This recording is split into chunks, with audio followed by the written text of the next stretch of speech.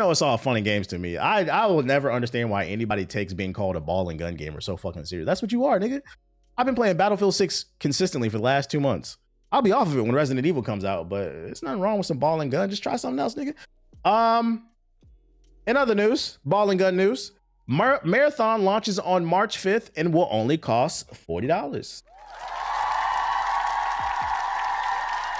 That's what you are? No, that's real shit when I'm talking about ball and gun gamers. Like, why does that make you so fucking mad? Why? So anybody who's ever been called a ball and gun gamer in real life and you got upset, can you explain to me why you got mad? I'm genuinely curious. Like so my dad is a chef by trade, right? He's a cook. If I walked up to my dad and I said, "Hey dad, father,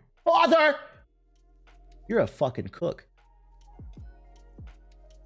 Do you think my dad would get mad? No, he would look at me and be like, "Nigga, I know. What the fuck are you talking about?" Like, if I walked up to a soccer player and I said, "Hey, I see you clicking that little football there. You must be a soccer player."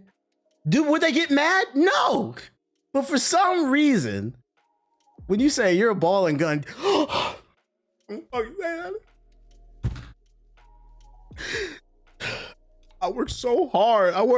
Because here come the excuses. I work a 14-hour shift. I just want to come home and play Call of Duty and Madden. I didn't ask you why you were a ball and gun gamer, nigga. I said you're a ball and gun gamer. It's a factual statement. Get out your fucking feelings and get in your bag, pussy. Ball and gun news, nigga. One of the biggest ball and gun games coming out this year is Marathon, which launches on March 5th and will cost $40. Bungie's long in development extraction shooter. So by the way, shout out to everybody who doesn't take it personal. It's all jokes.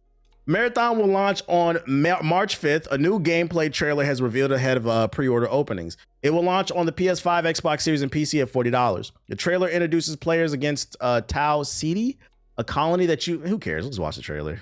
That's what the video's for. I'm not gonna lie, I'm still on that Apex. I see it still averages 100,000. Somebody playing that shit. People are so sensitive. Yeah, you would have thought I said fuck you or something. Like, the only people, I don't hate ball and gun gamers. The only people I hate is PS4 niggas. I will hate you niggas to the day I fucking, lock them up. Oh man. Lock them up. I've been said this shit. I'm gonna start saying it every stream. If it was up to PS4 niggas, man would have never discovered fire. They would have never discovered the wheel. We would have never discovered light bulbs. We would have never discovered nothing. Look, man, a wheel? Man, what we need that for, nigga? We got 2 feet.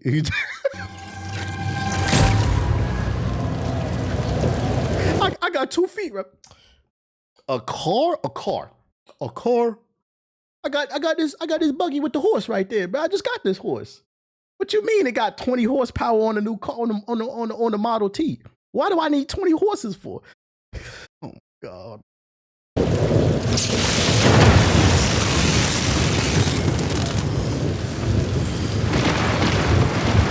Let's see. What's my opinion on From Software fanboys? Depends on what you're talking about. If you're talking about, because I'm not gonna lie, I like From Software. If you're just talking about people who love From Software games, I don't have nothing negative to say. If you're talking about like From Software elitists, they're annoying. I'll give you that. You know my rules. Play your From Software, play your Souls games how you like. Just you can't sit at the champions table and act like you're not allowed to say the games are easy if you play on co-op and you play with summons and shit like that. But From Software elitists, they're fucking annoying. Let's see what this is hitting for. Let me lock in. Tau Ceti is dying. The fuck we need airplane. Yeah. If it was up for listen, imagine, y'all know the story of the Wright brothers, right? The people who invented the airplanes. I think it was like in North Carolina, right? Imagine the Wright brothers is in an open field in North Carolina. They got that big ass plane. You remember? Have you seen the pictures? Have you seen? Let me see.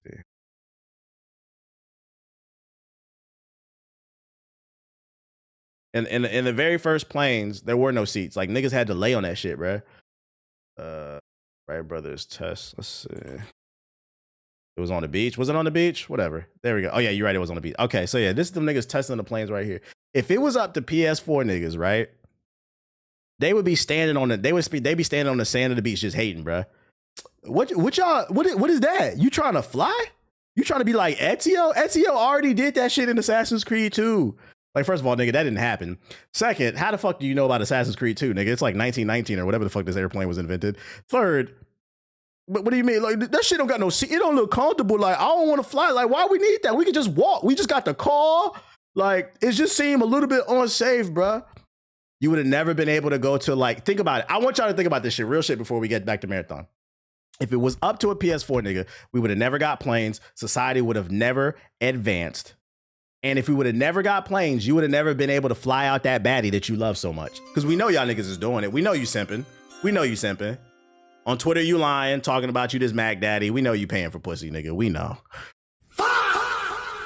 So if you haven't today, before you go to bed, say thank you, Wright Brothers, for inventing planes. Because of you, I've been able to fly out a bad bitch on fucking Spirit Airlines. But if it was up to PS4 niggas, they would not allow airplanes to progress technology. They want to stay the same, which is ironic because PS4s always sound like they about to take off. I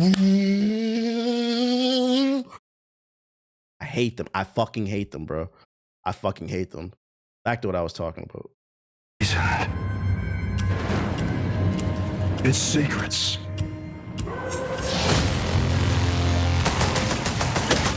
Buried and rotting. With the UESC holding a shovel. Disrupt. That's where you... The game does look really smooth. It looks a lot smoother. A living weapon. Reborn. Every time you breathe. He said PS4 niggas are conservatives and don't even know it. PS4 niggas is black Republicans. You said that's funny.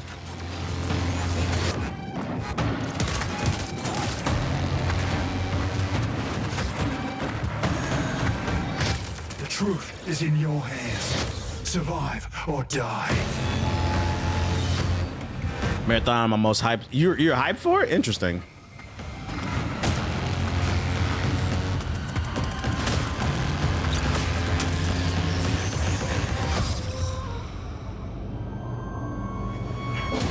Marathon's the Arc Raiders killer. I don't know about all that. Arc Raiders is tough to follow up. I don't know about all that. Until people get their hands on and the reviews come out, I don't know. What I will say is they've done a great job because Marathon had some bad press like 6 months ago. But Bungie has done a great job of doing a 180 of turning their karma around and breaking the stigma. They went from everybody was like excited about Marathon to everybody was hating it to now I think people are kind of in the middle. Like, I'm open to trying it. And I think what the game has going for it is not only are they listening to feedback from the audience, but the game is only $40 at launch, which, by the way, in the world where we talk about a lot of negative shit going on in the gaming space, can we talk about how pricing models are improving in gaming? Come on. Marathon's 40. Arc Raiders was what, 30, 40? Expedition was $50. Some of the best games to recently come out have been cheap.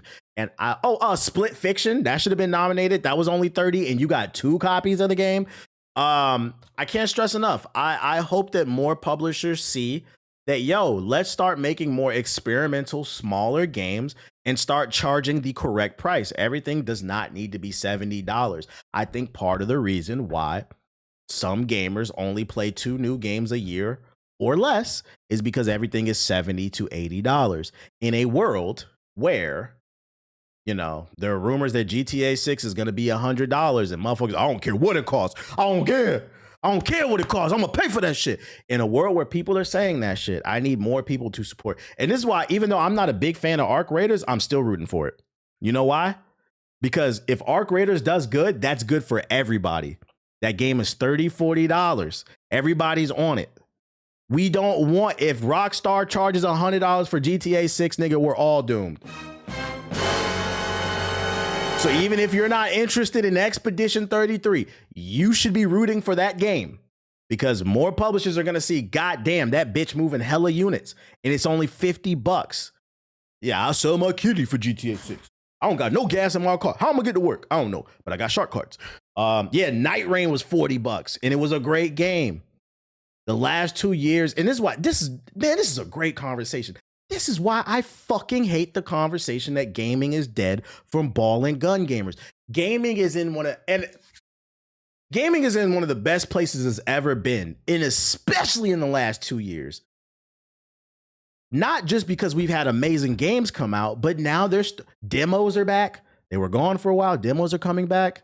The pricing structures are starting to change, and games are getting cheaper. And not only are they getting cheaper, they're successful at that cheaper rate. We're in a great place. Just start supporting more of the things that are doing good and rooting for it, and stop focusing so much on the bad shit, bruh. Nah, it's a one-off TBH. That's the only game people paying $100 for, and no matter how good it is, people are gonna feel buyers. Nah. It's not a one-off. Rising tides raise all ships.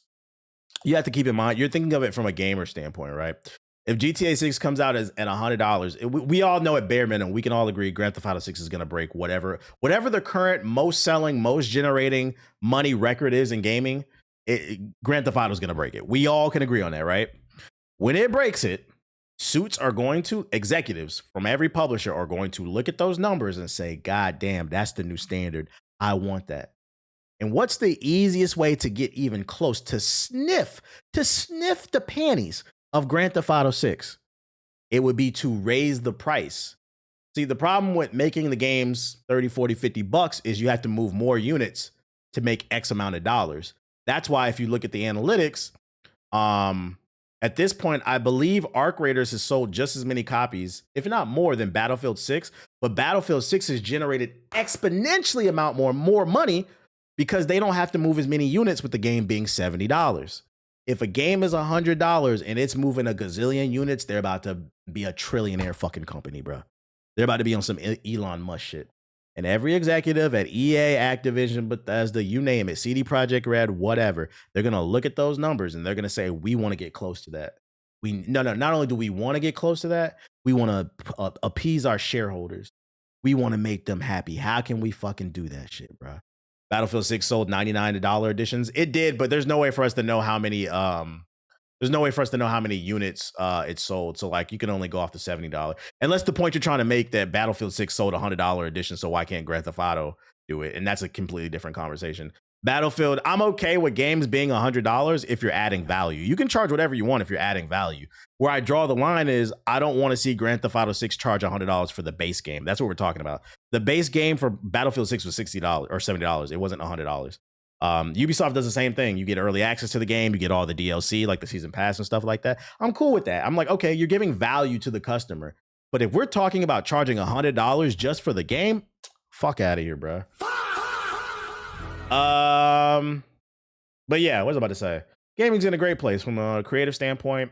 Pricing models are changing. I just need y'all to stick this landing on this Grand Theft Auto 6. I'm not gonna hold my breath, but if standard GTA is $100, they will charge $100 for standard. Exactly. Yeah. NBA 2K is gonna see it and they're gonna be like, damn, well, maybe we need to charge $100, man. We're leaving money on the table. I unfortunately, I think because you don't have a greedy mindset, some of y'all don't understand how greedy these fucking people are. That's all they care about is them numbers, bro. Trust and believe. So yeah, that's the release date. That's the new trailer. What the fuck was this? What did I say? Oh, pre-order bonuses or some shit like that. I don't know. I don't care about this shit. 2K COD next. Niggas already buy the $150 2K just to play like 2 days early. Hold on. To be fair, I was one of those people that I didn't buy the 150. I used to buy the 100 edition. I didn't buy it this year. The reason I bought the $100 edition of NBA 2K over the last 5 years is because it came with the NBA League Pass. And that's what I mean when I say value. You got VC and you got the NBA League Pass. So you got to watch whatever NBA game you wanted besides local ones. To me, that was valuable. If you watch NBA, that was valuable to me. Now League Pass is trash now. So, and they also removed it. So I didn't buy the $100 version. They took the League Pass away. I stopped buying that shit. I just bought the base version this year. But I to be fair to them, as much as we hate on 2K, that League Pass was worth it. Because League Pass alone is like worth $100 a year. So you're getting that with the game. But it ain't there no more, so we ain't buying it. Bungie reveals Marathon voice cast, and it's full of familiar names from Baldur's Gate 3 and Claire Expedition 33. Bungie has so far confirmed 30 actors making an appearance in Marathon's English voice cast at launch, but it hasn't yet revealed the roles they'll be playing. Alongside Jennifer English, fresh off the award-winning turn as Mael in last year's Expedition 33, Marathon also features fellow Expedition 33 actors Ben Starr and Tracy Wiles. Wiles, who played the Paintress, also portrayed Jahara in Baldur's Gate 3, and is joined by fellow Baldur's Gate 3 veterans Neil Newborn, Astarion, that's the vampire dude, right? I believe. And then Samantha, who played Karlak.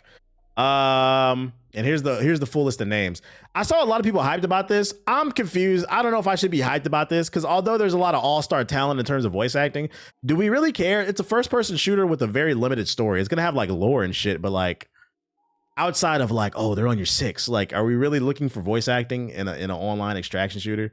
I don't know how excited we should be about this one. It's not a story-driven game. Ben Starr was Arthur in Warframe. You mean Arthur in Red Dead Redemption or Warframe? They gotta chill. I'm not paying $100 for Assassin's Creed, and luckily you don't have to. Putting the money into these aspects is a good thing. I don't find it interesting. It was going viral on Twitter, so I thought I brought it up. It didn't really do nothing for me because it's a multiplayer game, but you know, it did something for somebody. I think it'll have more lore and story than we think, and that's what I'm thinking. You're right, Vizard. You might be onto something. Maybe they're underselling the lore and the story aspect of the game, and the cast of voice actors is proving it. We're gonna have to see when the game comes out in March. I hope that's the case. I would love to see more, because I think the world they crafted is interesting. I think the next Assassin's Creed game will be free to play. I don't think so. There is a free-to-play mobile game in development called Assassin's Creed Jade, which takes place in China, but on console and PC, nah, that shit will never be free-to-play. I don't know if you know, but Ubisoft is poor. And I mean like really poor, nigga. They had to get bought out. Them niggas is think of like the ancient European days, the fucking peasants that worked on the farm with the hoe and the muddy ass clothes dangling on. Them niggas is poor. Assassin's Creed China, yeah. I'm pretty sure I covered this. AC Jade. There's gameplay out there. Assassin, because they did a beta test. Yeah, there's gameplay out there.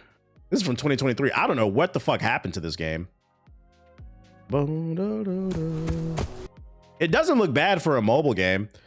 I don't know if I would play this on my phone, but maybe I would play it on my tablet with an Xbox controller, or like you could play it through an emulator on your computer. As long as the story is interesting. I mean, it doesn't look bad. I forgot about all this. Yeah, this one's gonna take place in China. When is it coming out? I don't know. It looks like it's far along in development, but if you want to watch gameplay, it's out there. I'll drop the link in the chat. They're probably trying to figure out how to monetize it, especially because Tencent bought out Ubisoft, and then Tencent is a Chinese-owned company, and then this game takes place in China. They're probably like, you need to figure out how to fucking monetize this shit, bro. The Ubisoft say they're making Assassin's Creed software where you boot it up and you have a compatible Assassin. Yeah, they're coming out with their own Assassin's Creed launcher, kind of like the Call of Duty launcher, where basically you'll be able to stay within the launcher and play all those different games, which is interesting. I feel like it's a waste of resources, because there's never been a once in my life where I thought, man, I really wish I could play an Assassin's Creed game back to back. The games are so large and bloated. No matter how much I like an Assassin's Creed, like I feel like the last Assassin's Creed I thoroughly enjoyed was probably Odyssey. And I had like 300 hours on that game, and even with the 300 hours in there, I still needed a break afterwards. Like, I don't want to play it back to back. Like, oh, let me stay in the launcher. It's not that, the game's not that good. Didn't they have the Assassin's Creed Shadows? You talking about in the launcher? I don't know. And then if you're interested in Marathon, I never caught one of your live streams, just the YouTube content, but I want to say great takes and great content. Hey, welcome to the stream. I appreciate you, Cobra. Marathon systems requirements have been leaked if you're interested in the game. The recommended specs are a Core i5 or an AMD Ryzen 5, a 2060 or a 5700, 4 gigabytes of RAM, or VRAM, my bad. And then for regular RAM, 16 gigabytes. So translation, this game will be optimized. Shout out to Bungie. These are the recommended specs. The minimum specs, a low-end i5, this ain't even an RTX, A GTX 2050. That's a peasant GPU. 8 gigabytes of RAM. So basically a PS4 could run this shit. I'm gonna go ahead and call it. Do not be surprised if this comes to PS4. Do not, because these are pretty low end specs. Do not be surprised. It wouldn't, like, not right away, but don't be surprised like a year from now, especially if this game is not successful. Especially if it's not successful, I can see them porting it to the PS4. That's PS3. Yeah, I'm not gonna lie, that 1050, that's crazy. But it's also a good sign. It means it's gonna be really optimized. They're not focused on high fidelity visuals. They're more focused on gameplay, it seems like. But at the Switch 2, yeah, it should be able to run on the Switch 2. Speaking of leaks, how true do you think the Steam Machine prices are? I'm hoping it's lower. I'm leaning towards they're probably true. Just because the RAM shortages. Matter of fact, there's an article I saved. Let me see. Yep, I'll bring it up right here. I'll take it. It's from the next batch, but it's contextual to the conversation. I think the price of the Steam Machine is going to be at least $1,000 because the price of RAM is out of control until they get these data centers under control. GPUs, they're cutting that, they're scaling back so they can put them in the data centers. So that's less for you and I, which creates artificial scarcity, which is going to drive up the price, supply to demand. And then you have them saying SSDs they're going to stop making SSDs. Samsung said that. Now you got this article. NAND, another SSD maker, they're going to cut back on SSD production. So now we have two major producers of SSDs cutting back. The price of everything is fucking going up, bro. The fucking price of everything is going up. So I think there's a possibility that it could be $1,000. Now I'm hoping it's not, but the world we're living in right now is a shit show. And it's thanks to the president that you voted for. Because he ain't my president. He ain't my president, nigga. You know how I feel. Lock 'em up. Oh man. Lock 'em up. Fucking pedophile. That nigga Trump. If I ever stole, which, you know, I'm not saying I would, because you know the feds be watching. But in another universe, if I stole Trump's laptop, I would not be surprised if Roblox was installed. Lock 'em up. Oh man. Lock 'em up. Roblox and Minecraft. Shout out to Watts. Shout out to Watts with the raid. I appreciate you. Like, ain't AI a bigger problem than tariffs? Yeah, but they're equally bad, especially because I don't know if you guys saw this story, some more real world news in case you don't read. So right now, the Trump administration is threatening to invade. They want to purchase Greenland. I believe it's because it has a lot of rich minerals and gas and oils and stuff like that. They want to purchase it from Denmark, but Denmark and the people of Greenland said we're not for sale. We want to be independent, right? So now he's talking about invading with imperialism, Fire Nation shit. And he just announced yesterday that any nation that opposes the United States invading Greenland will be hit with a 10% tariff. When I saw that shit on the news, that's when it's stuff like that where I'm like, we're going to be okay. This nigga's so maniacal and fucking stupid. You can't do that, bro. What I want. So you can't fucking do that. So like, if he actually does do that, it's not just going to be tariffs on China. He's putting a 10% on everybody, everything. I saw a video. I don't know if you guys know this. I didn't know this, but 75% of, what's that shit? 75% of insulin is manufactured in Denmark. Denmark controls the insulin market. Meaning if Denmark stops trading with us because of the tariffs they just cut off, you might be in trouble if you have diabetes. And America, what do we know, is full of fucking fat asses. So it won't be just China. This nigga said, oh, you won't let me invade another country? Tariff the world. I said, all right, bro. Like the impeachment's coming. This dude's a fucking moron, bro. Like, Idiocracy is a great documentary. And the crazy part is there's somebody in the chat right now listening to me. You don't know both sides. Like, shut the fuck up, bro.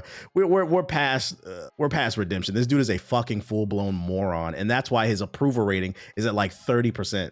The Ozempic thing. Oh yeah. They manufacture 75% of the insulin, and I think it was like 90% of Ozempic in Denmark. I didn't know that. I don't know if you know, but in the United States, there's an Ozempic There's an Ozempic pandemic going on. If they cut us off of Ozempic, niggas is about to fucking lose it, bro. I didn't even know we got that shit from, because I think we forget as humans, the world is so civil. We don't realize how much carnage could be caused when systems stop breaking. And he's breaking systems of like, hey, we're cool with this person and we've been cool since like World War II. We trade, you trade, everybody's good. Everything's good. This thing's just being a fucking asshole, bro. Get him the fuck out of here. I'm sick of this shit. I'm ready to go back to old school. I'm going to go back to old school corruption. Niggas getting their dick sucked in the White House, a little insider trading. Like, can we go back to that? I thought that shit was bad, but Jesus Christ. I'm over it. But like, look it up. This nigga said, you won't let me invade Greenland, tear off the world. I said, all right. He's such an idiot. It's fucking funny, bro. I'm like, this dude is unserious. He has no fucking game plan, which, by the way, before I move on to the next subject, it's now been 30 days since they were supposed to release the full Epstein files. There are 2 million more files that have not been released. They are illegally not releasing those files. The court said this nigga should have been impeached, but the average American is so fucking stupid. This man is doing so much illegal shit and people are defending it. It's crazy. I'm getting off my soapbox. I'm done being an old man. He only care about the Nobel Peace Prize. This man, you don't get a Nobel Peace Prize. You're an imperialist, bro. You're fucking invading countries. A lot of countries manufacture our medicine because we're too stupid and expensive to do it ourselves. Yep. They only release 1% of the files. We need them all, non-redacted. So that's your daily dose of real world news. Look it up. This motherfucker said, tear off the world. I was like, this dude is 20 years from now in the textbooks, this thing is gonna be on the Mount Rushmore. Like, think of like the Hokage Mountains. This man's gonna be on the Hokage Mountains of fucking morons when people wake up.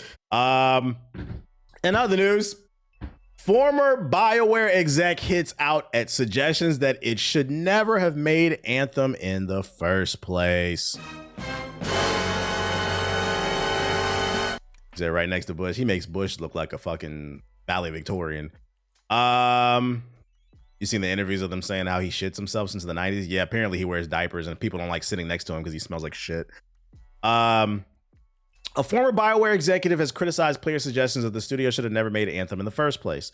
Last week, as Anthem servers were shut down 7 years after the game's release, Anthem's executive producer Mark Dara released a video post-mortem lasting nearly 4 hours. God damn, bro. Yapper alert. Following this, in a 40-minute interview with YouTuber Destin Ligari, Mark Dara discussed the game's development further and defended the decisions to make the game in the first place. As the interview concluded, Dara was asked if there was anything he wanted to clarify about Anthem and its history. He replied by questioning anyone who has said BioWare should have never made Anthem in the first place because it should have stuck to single-player RPGs. Dara pointed out that since its foundation in 1994, BioWare had tried numerous new ideas and that Anthem was simply another evolution and another of its numerous attempts to try something different. I'm of the camp that I don't think they should have made it. I'm gonna be honest, I don't even think they want to make it. I think he's just operating from his ego in this response. Because reports claim that it was EA that pushed him to make a live service game. I'm sure there are probably things where I feel like the record needs to be set straight, but I think it's easy to blame EA, and certainly they deserve a bunch of blame for Anthem, but it's not all their fault.